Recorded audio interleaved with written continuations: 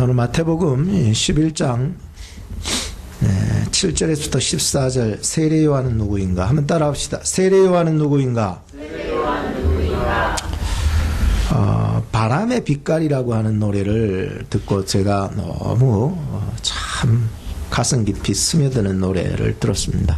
어린아이가 제주도에서 노래를 했는 건데 너무 아름다워서 그 노래 가사를 다 이렇게 기록해 봤는데 다 얘기할 수는 없고 한 대목만 말씀드리겠습니다. 바람의 빛깔.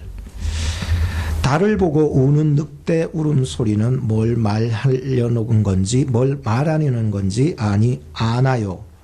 그 한적 깊은 상속 숲소리와 바람의 빛깔이 뭔지 아나요. 바람의 아름다운 저 빛깔을 뒤에 점점점 이렇게 되는데 아나요, 느끼나요, 이런 쪽으로 가겠지요. 달을 보고 우는 그 늑대 울음소리가 뭘 말하는지 압니까? 한적한 깊은 그 산속 숲속의 소리를 여러분 아나요? 바람의 빛깔이 뭔지 아나요? 느낄 수 있나요? 이런 노래를 들으면서 오늘 우리 하나님께서 우리에게 주시는 그 음성이 무엇을 말하는지 아나요? 오늘 이 예배 가운데 성령께서 불어 제치는 그 바람 소리를 느낄 수 있나요?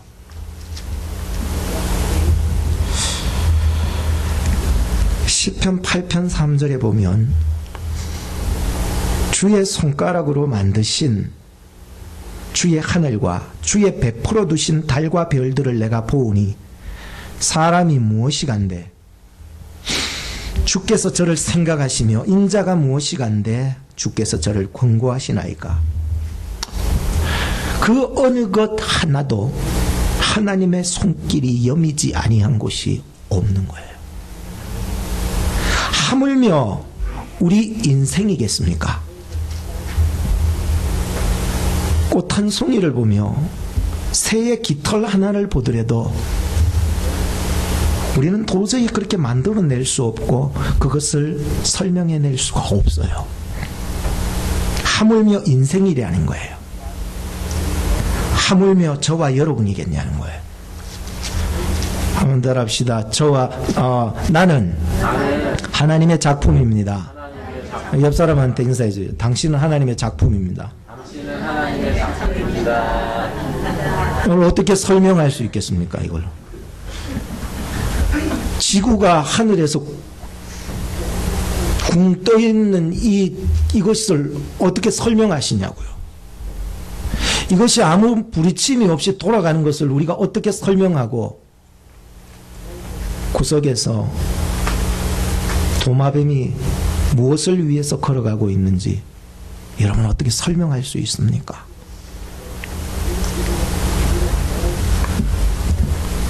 우리 인간의 눈으로 보면은 아무것도 볼 수가 없어요. 그러나 하나님의 눈으로 보니까 당신이 정말로 귀해 보이고 이 모든 자연 만물이 얼마나 하나님 안에서 우리가 모방할 수 없는 귀한 은혜인지를 깨닫게 했습니다.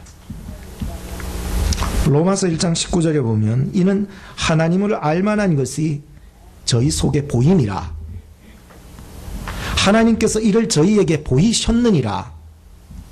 창세로부터 그의 보이지 아니하는 것들 곧 그의 영원하신 능력과 신성이 그 만드신 만물에 분명히 보여 알게 되나니 그러므로 저희가 핑계치 못할지니라.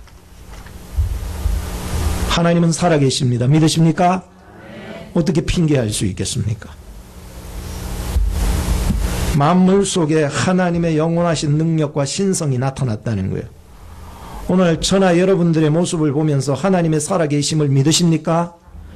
하물며 만물을 보면서도 하나님의 살아계심을 나타내 보여 알게 하셨는데 오늘 우리의 인생이랴 여러분들을 통하여 하나님이 나타나기를 주의 이름으로 축복합니다.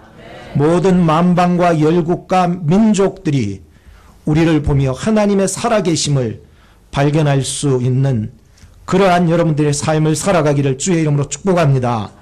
오늘 우리는 세례 요한은 누구인가 라고 하는 말씀을 들을 것입니다.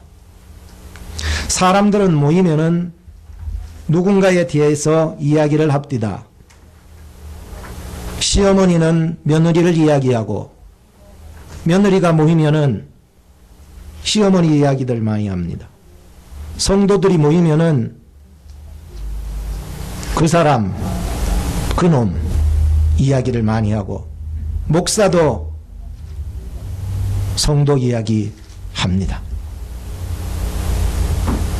저는 아내를 향하여서 내가 당신을 75% 안다고 늘 얘기합니다. 그러나 아내는 나를 향하여서 당신은 나를 5%도 모른다고 얘기합니다.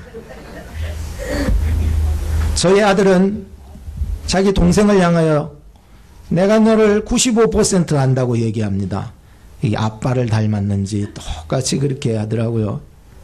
그런데 이 동생은 오빠한테 오빠는 나를 몰라도 너무 몰라 얘기하는 것입니다. 우리의 눈으로 바라볼 때는 과연 내가 그 사람을 정말로 75%를 아냐 95%를 아냐라고 하는 것이 중요하지 않습니다. 하나님 안에서 저의 아내는 100%입니다.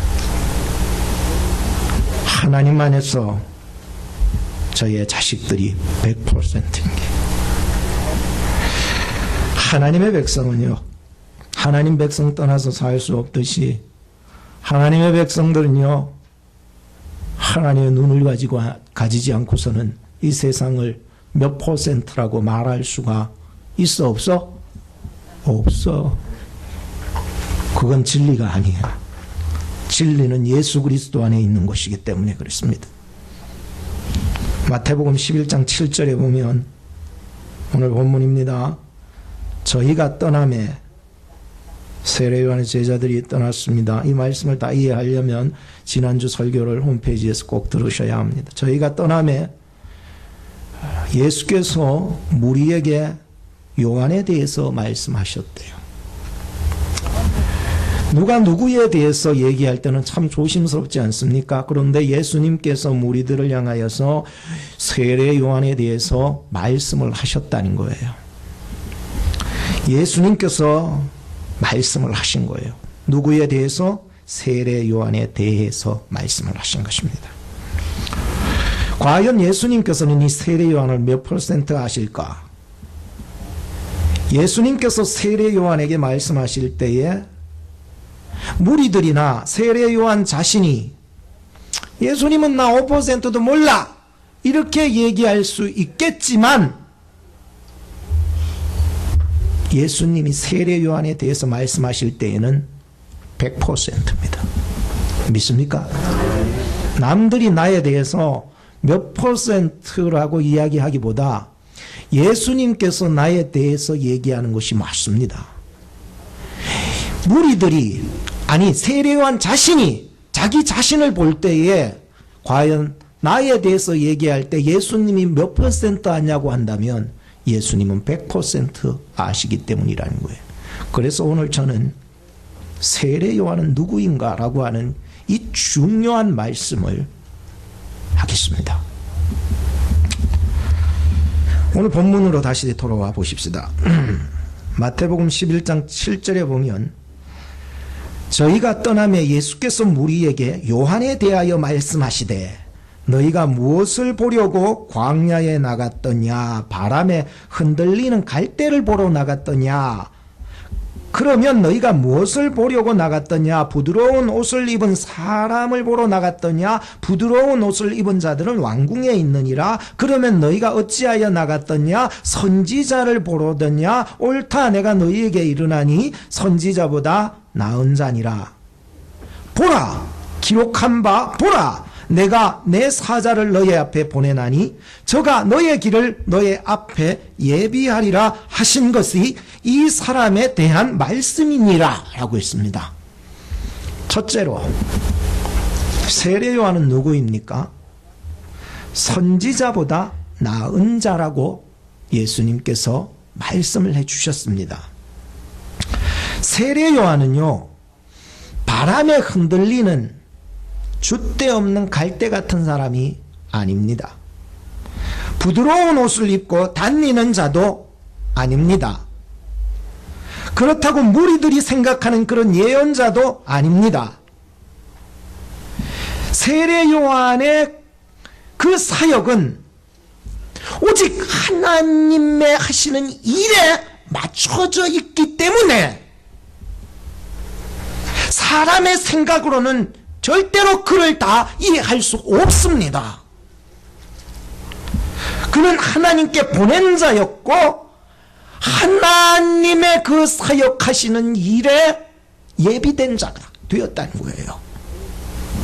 그렇기 때문에 사람의 생각으로 이 세례 요한을 이해하는 것으로서는 절대 알 수 없고 하나님의 그 계획과 하나님의 눈으로 그를 바라볼 때에 이 세례 요한의 사역이 이해가 되더란 말이죠. 미국에 레이튼 포드라고 하는 목사님이 계셨는데 서부 그 아프리카 다카 공항에서 프랑스 출신의 선교사를 만나서 잠시 교제를 나누던 중에 목사님은 묻지 않았지만 목사님의 그 일행 중에 한 사람이 이 프랑스 출신 선교사님, 아프리카에서 선교하는 그 선교사님에게 물었던 거예요. 선교사님은 그 아프리카의 선교를 몇 년 동안 하셨습니까? 이렇게 물었습니다. 저는 10년 동안 했습니다. 그러면 몇 명의 결신자, 즉 회심자를 만들었습니까? 라고 합니다. 그럴 적에 이 프랑스 출신 아프리카 선교사님이 저는 10년 동안이나 있으면서 2명의 회심자를, 결신자를, 성도를 만들었다고 얘기합니다. 그래서 다시 물어봤습니다. 이 일행이, 목사님의 그 일행이. 뭐 2명? 도대체 거기 왜 있습니까? 이래 물었던 거예요. 그때 이 프랑스 출신 아프리카 선교사님이 그 질문한 사람들을 빤히 쳐다보면서 이렇게 대답했답니다. 왜 내가 이곳에 있어야 되냐고요? 그 이유는 예수님께서 나를 이곳에 보내셨기 때문에 내가 거기 있습니다. 그때 그 이야기를 듣던 이 레이튼 포드 목사님은 자신의 일생에 있어서 결코 잊을 수 없는 이야기로 충격을 받은 거예요.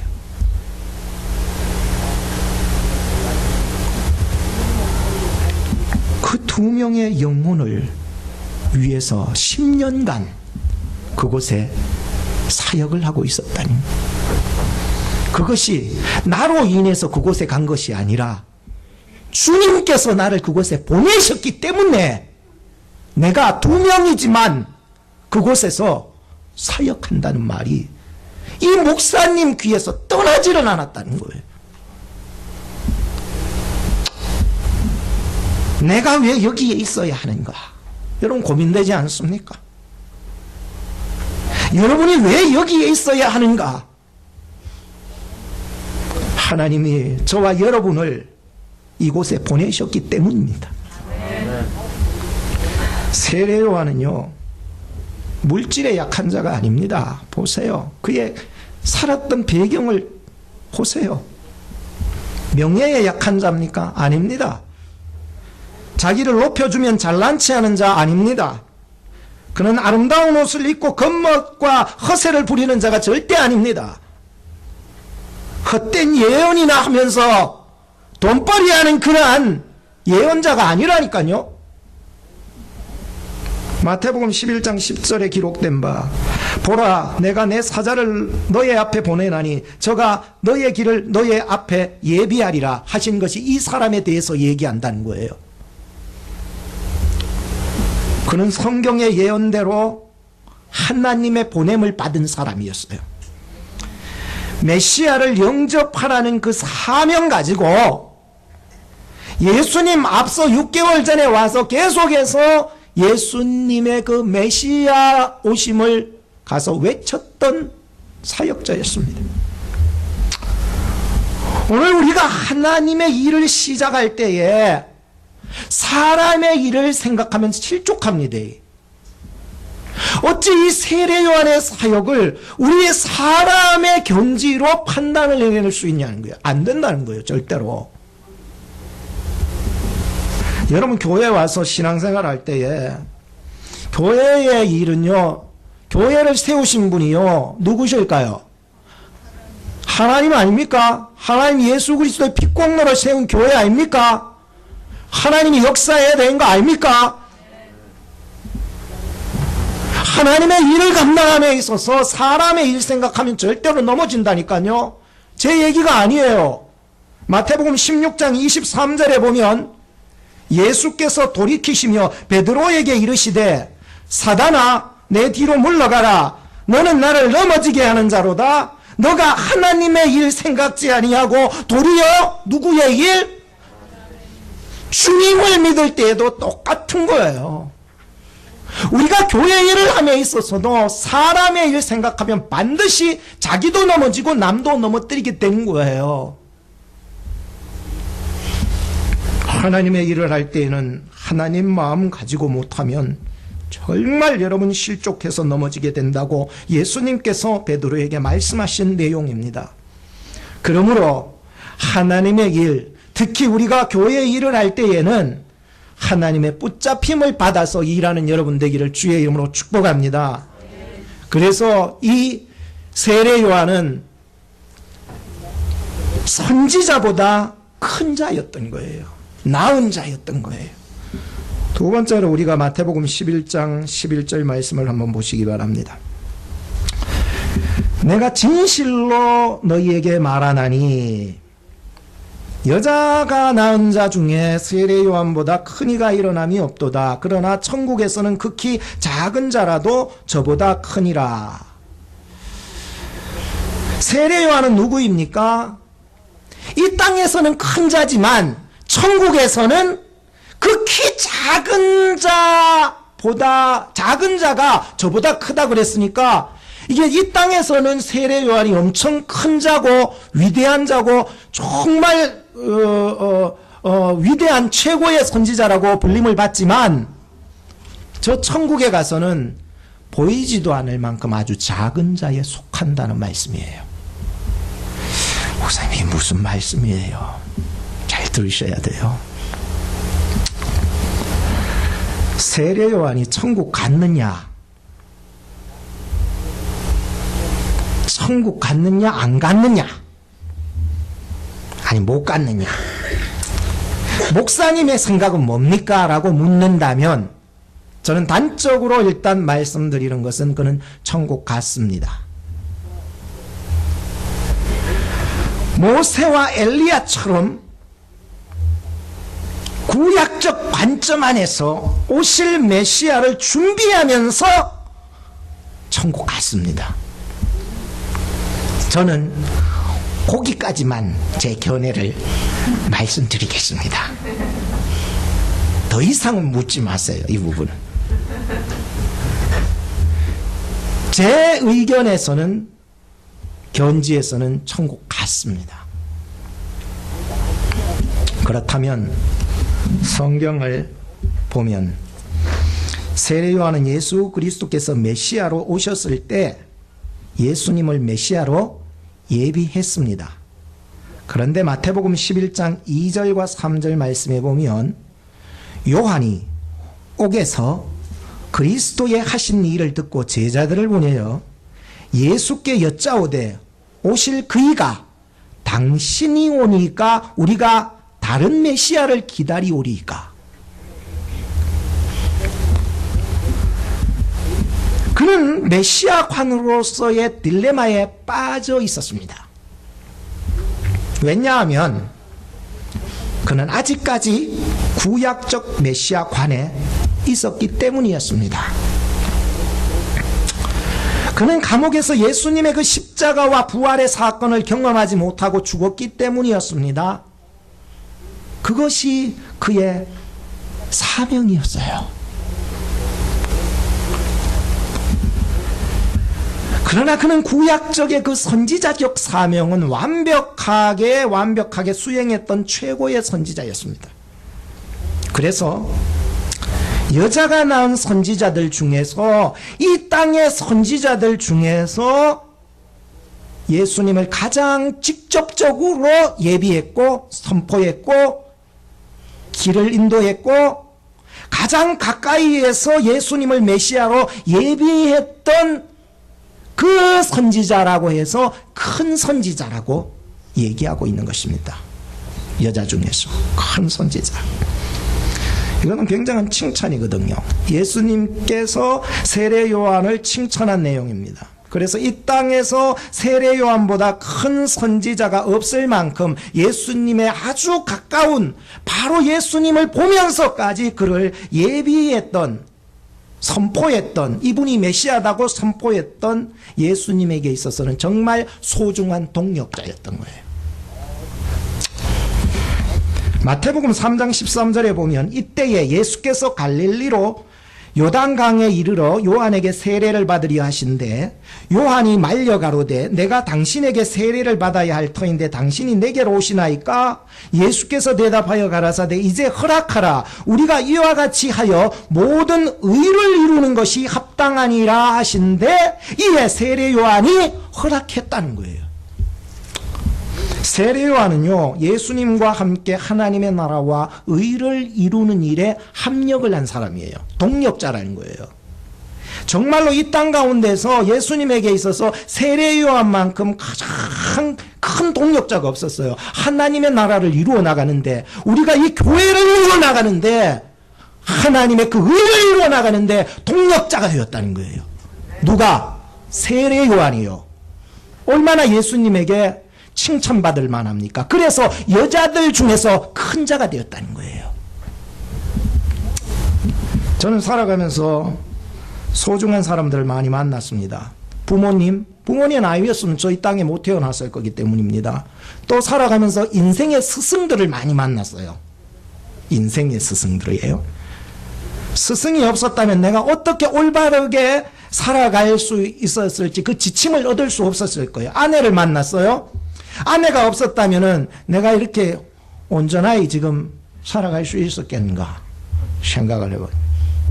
그런데 가장 소중한 만남은 부모, 스승, 아내보다도 나에게 있어서 가장 소중한 만남은 천국을 이루어가는 동력자를 만났다는 거예요.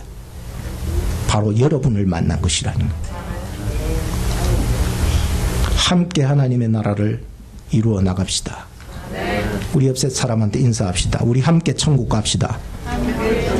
한 번 더 인사합시다. 천국에서 다시 만납시다.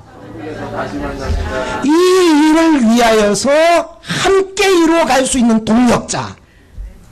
예수님께서는요, 부모보다도 형제 자매보다도 하나님의 뜻을 따라 사는 동력자들이 진정한 부모요 형제 자매라고 말씀하셨습니다. 그래서 저는 인생 가운데 부모보다, 스승보다, 아내보다 하나님의 뜻 안에서 하나님의 나라를 이루어가고 의를 이루어가는 여러분이 나에게 있어서 가장 귀한 동력자라는 것이에요. 자, 말씀을 계속해서 보십시다. 마태복음 11장 11절 하반절에 보세요. 그러나 완전 반전이 일어나요. 그러나 앞에 것과 완전 반전이 일어난다는 얘기예요. 이렇게 했지만 너는 이 땅에서 큰 자지만, 여자가 낳은 자 중에서 가장 큰 자지만, 그러나 천국에서는 어떻다고요? 극히 작은 자라도 니보다 크다. 이야, 진짜요.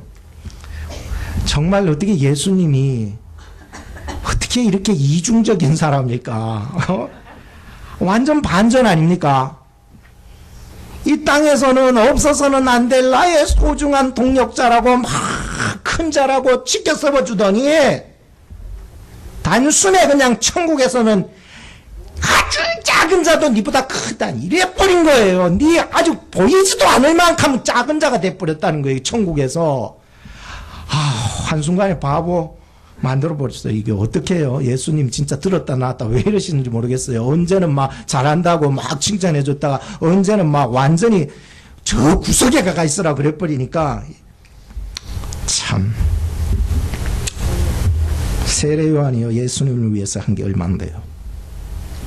그가 왜 그렇게 굶어가면서 금식도 얼마나 많이 했는데요. 그렇게 열심을 가지고서 예수님을 위했는데 말이죠. 그랬다면 그 정도로 예수님을 위해서 예비하고 맞이해 줬다면 천국에서 가장 높은 자리에 앉혀줘야 되지 않냐는 거예요. 이 땅에서 이렇게 내가 당신을 위해서 예비하고 진짜 지금 감옥 속까지 내가 들어가게 되었는데 내가 지금 어떻게 이럴 수가 있냐고? 천국 가면 나 가장 앞자리에 앉혀줄 거지요. 천국 가면은 제일 뜨뜻한 아랫목에 앉혀줘야지 왜 윗목에다가 던져놓고 이러는 거예요. 이래 된 거예요. 예수님께서는 그러나 천국에서는 극히 작은 자라도 너보다 크니라라고 했어요. 예수님의 이 이중적인 말씀 속에서 저는 큰 교훈과 은혜를 받았어요.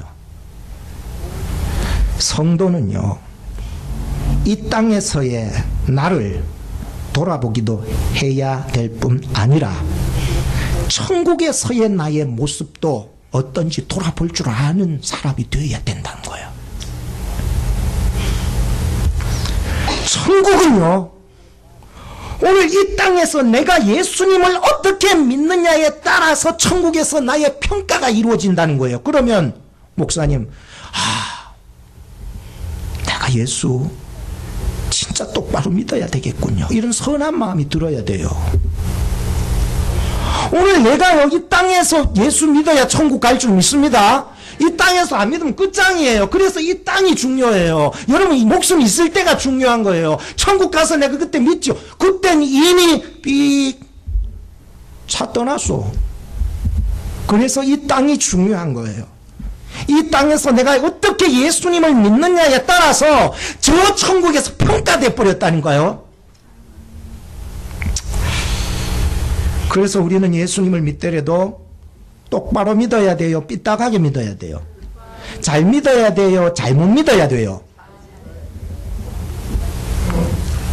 예수님을 믿더라도 진짜 잘 믿어야 돼요. 마태복음 25장 오늘 읽지는 않았지만 뒤에 편에 보면 이 천국에 들어갈 자들에 대해서 얘기하잖아요. 제가 다 말씀은 못 드리지만 진짜 나중에 한번 설교할 때 또 얘기 드릴게요. 꼭 한번 25장을 읽어보세요. 정말 저나 여러분들이나 슬기로운 기름과 등을 같이 준비할 수 있는 예비된 자들이 되기를 주의 이름으로 축복합니다. 이 땅에서 내 잘났다, 내가 다 했잖아요 그러지만 하나님 앞에서는 염소가 되는 거예요. 염소. 나 니 모른다 그래 버린 거예요. 하나님 앞에서 아는 자들이 되어야 되는 거예요. 자, 계속해서 말씀을 보겠습니다. 12절 말씀을 보겠습니다. 세례 요한의 때부터 지금까지 천국은 침노를 당하나니 침노한 자는 빼앗느니라. 갈수록 더 어려운 말씀인 것 같아요. 세례 요한 누구입니까? 세례 요한은 누구입니까? 이렇게 표시할 수 있습니다. 그는 침노를 당하고 침노하는 자였다는 것입니다. 좀 이해가 안 되지만 잘 말씀을 들어보십시오. 지금 세례 요한의 때부터 지금까지 천국은 침노를 당했다라고 하는 말씀이 나오고 있습니다. 여기서 천국은 이 땅에서 누리는 천국을 의미합니다. 우리가 죽으면은 어디 가요? 천국. 그 천국이 우리가 바라봐야 될 영원한 진정한 영원한 천국이고, 이 땅이 중요해요? 안 중요해요? 중요해요. 그래서 이 땅에서 누리는 천국을 의미해줘서 지금까지 천국은이라고 지금 말씀해 나가고 있습니다.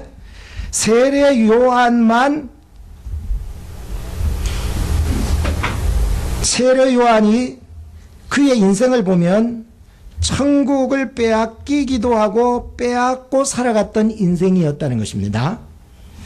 구약의 성도들을 잠시 한번 생각해 볼 때에 또한 그들은 가나안이라고 하는 땅, 오늘로 말하면은 이 천국의 삶을 의미해 주고 있습니다. 구약의 성도들 또한 가나안이라고 하는 그 천국의 삶을 살고 있었지만은 늘 빼앗기고 뺏기는 삶을 살아왔다는 거예요. 그들에게 있어서 하나님이 약속하신 안식처가 어느 땅? 가나안 땅. 하나님이 약속하신 그 천국을 가나안이라고 생각하고 믿고 그 가나안을 빼앗기 위해서 계속해서 바라보며 살아왔습니다. 구약의 성도들은 이렇게 가나안이라고 하는 이 천국을 살아왔지만 이 그들이 누리는 이 가나안의 삶은 끝이 없어요. 그래서 불완전하다 이렇게 얘기하는 거예요.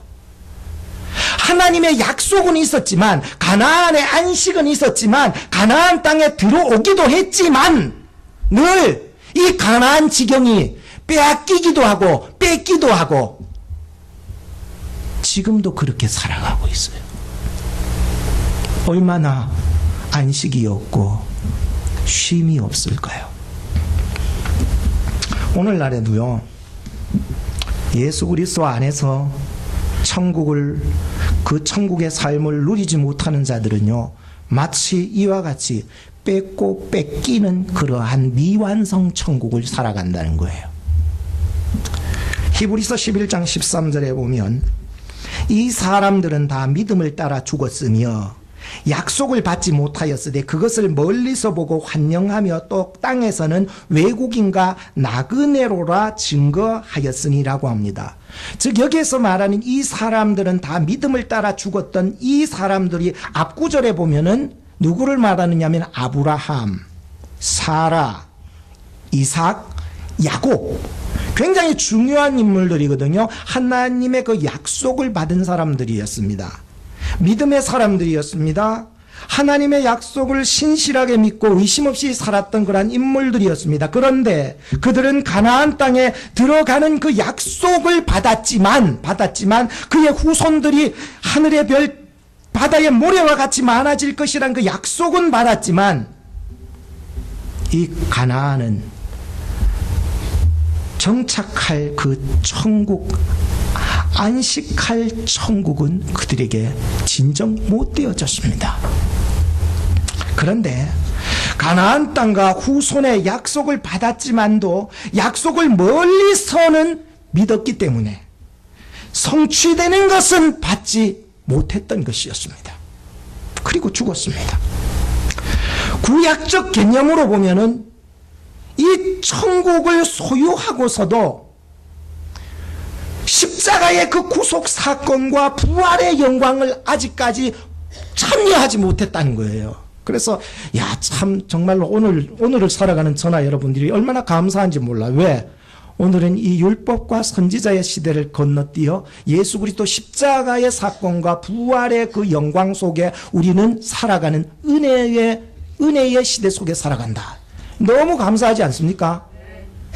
여러분, 이미 예수 그리스도가 십자가에 여러분들의 모든 인생의 문제들을 다 해결해 놓으신 줄로 믿습니다. 부활로 말미암아 영원 천국까지 여러분들의 것으로 만들어 주신 줄로 믿습니다. 이게 뭐냐? 은혜의 시대였다는 거예요.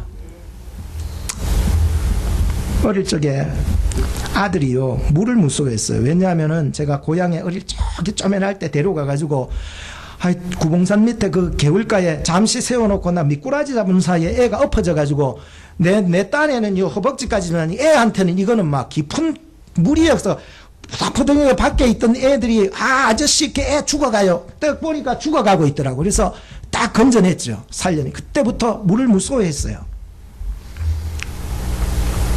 그런데 나중에 좀 커서 멋진 그 부산 해운대 해수욕장에 갔더니 이 아이가 물을 무서워해서 그냥 모래사장에서 모래놀이만 하고 그냥 물장구만 치고 노는 거예요.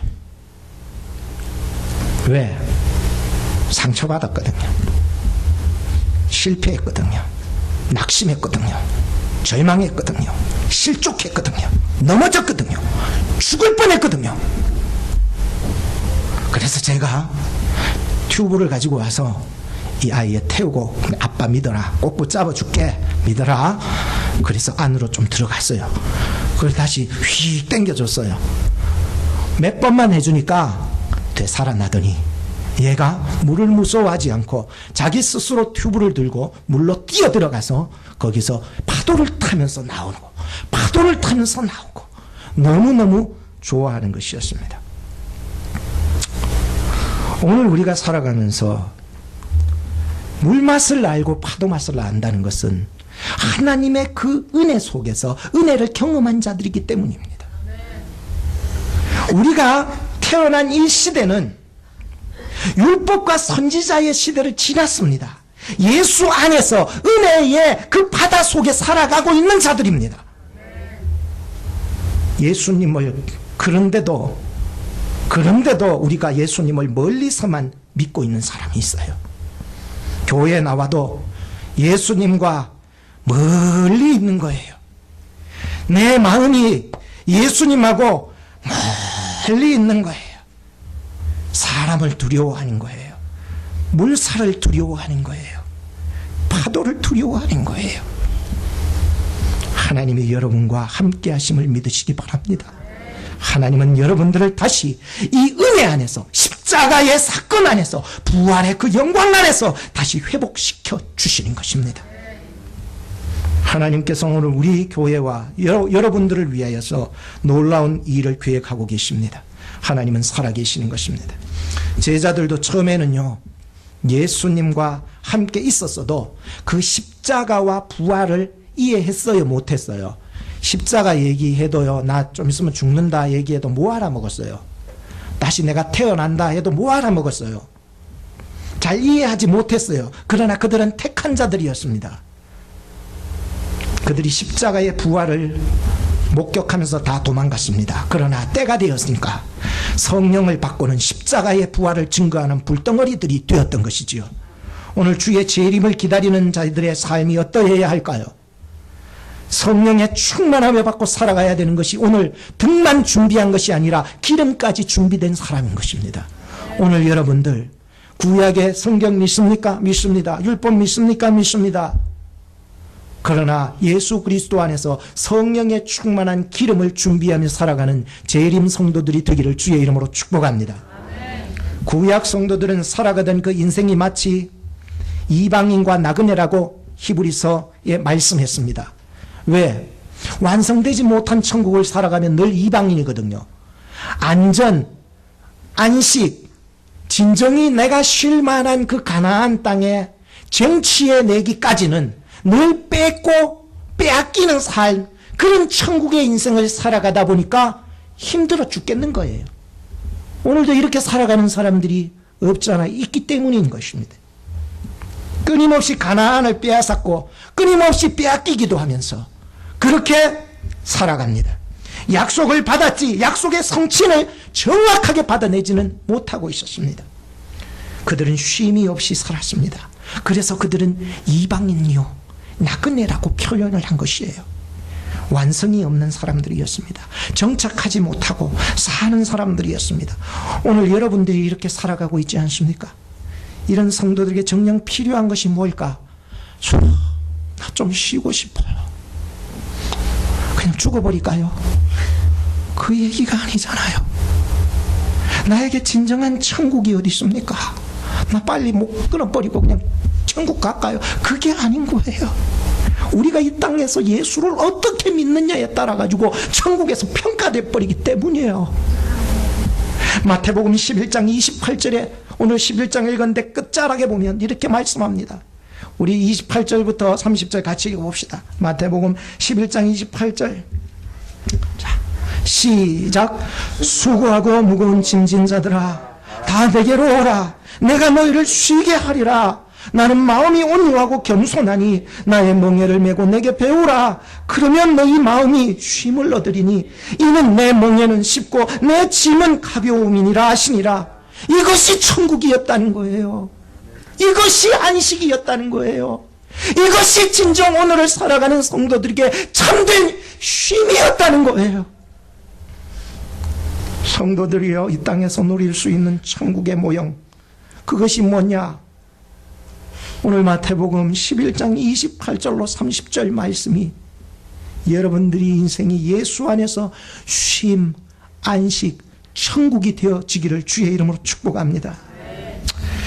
마지막으로 시간이 좀 가기는 했지만 결론을 내려야 되잖아요. 13절 14절을 보시기 바랍니다.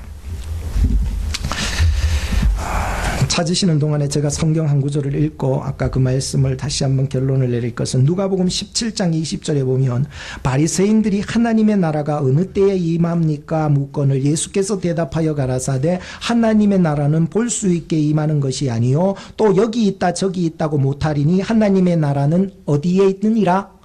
너희 안에 있느니라. 자, 계속해서 보겠습니다. 13, 14절 마지막입니다. 모든 선지자와 및 율법에 예언한 것이 요한까지니 만일 너희가 즐겨받을진대 오리라 한 엘리야가 곧 이 사람이니라 라고 했습니다. 세례 요한은 누구입니까? 오리라 한 엘리야였다는 것입니다.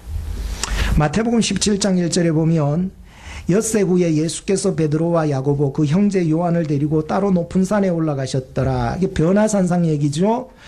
저희 앞에서 변형되사 그 얼굴이 해같이 빛나며 옷이 빛과 같이 희어졌더라. 예수님의 모습이죠.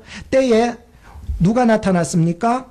모세와 엘리야가 예수로 더불어서 나타나서 서로 이야기하는 것이 저희에게 보였다는 거예요. 예수님께서 지금 산에서 변화하신 사건 현장 속에 나타났던 두 인물이 왜 중요합니까? 오늘 본문에 나타나는 이야기이기 때문에 그래요.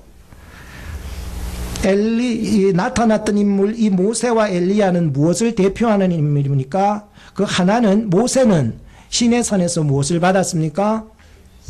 그거를 다른 말로 율자로 시작하는데 율법. 그렇죠? 율법의 핵심이 십계명이고 율법의 대표자는 모세였습니다. 그러면은 엘리야는요, 그 왕정시대 속에서, 열왕시대 속에서 하나님의 메시지를 가장 강력하게 전했던 선지자 중에 한 사람이라서 우리 엘리야 하면은 선지자의 대표. 그래서 엘리야가 그만큼 중요하다라고 하는 것입니다. 하나님께서는 늘 말씀하실 때 구약에서나 왕정시대나 거쳐오면서 율법을 통해서 말씀해 오셨고, 그 율법이 왕정시대에 왔다고 없어지는 것이 아니라 오늘 시대에도 그 율법은 효력이 있습니다. 이 율법과 선지자를 통해서 하나님은 말씀하시고 하나님의 일을 이루어 나가셨다는 거예요. 마태복음 11장 13절 말씀에 다시 보면은 모든 선지자와 및 율법에 예언한 것이 요한까지라고 말씀합니다. 하나님께서는 지금 율법과 선지자의 사역을 지금 세례 요한에게 있어서 종지부를 딱 찍습니다.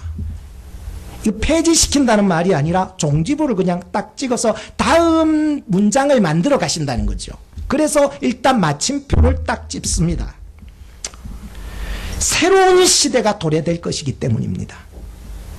그러나 율법과 선지자가 없어진 것이 아니라 그 율법과 선지자를 통해서 계속해서 하나님은 역사에 나가셔서 새로운 시대의 도래를 보게 하셨다는 거예요. 그게 뭐냐?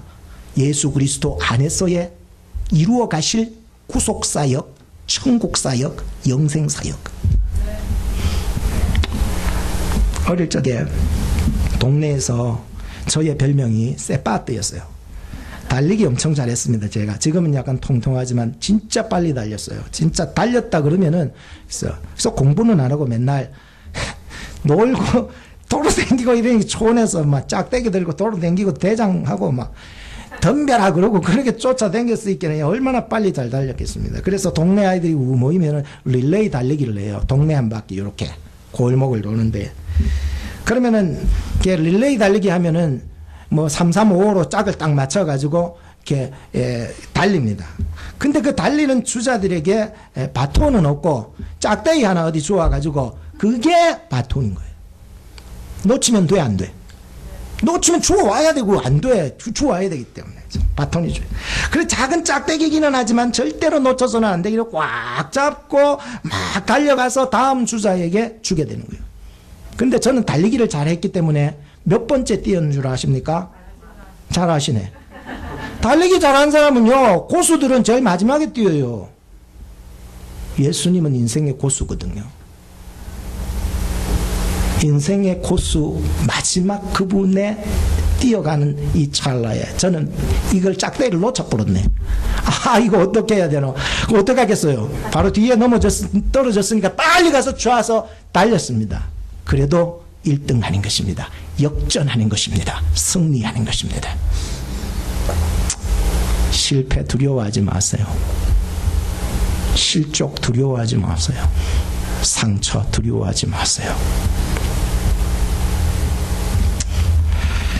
그 짝대기는 마치 율법과 선지자였습니다. 예수님은 십자가의 구원을 이루기 위해서 율법과 선지자라는 바톤을 세례 요한에게 받아서 마지막 최후의 승리의 길을 다 달려가신 거예요.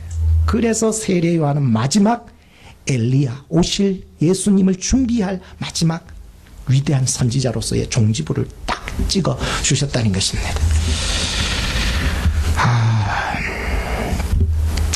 한 구절만 읽고 마치겠습니다. 마태복음 5장 17절에 보면 내가 율법이나 선지자나 폐하러 온 줄로 생각하지 마라. 폐하러 온 것이 아니요 완전케 하리 함이로다.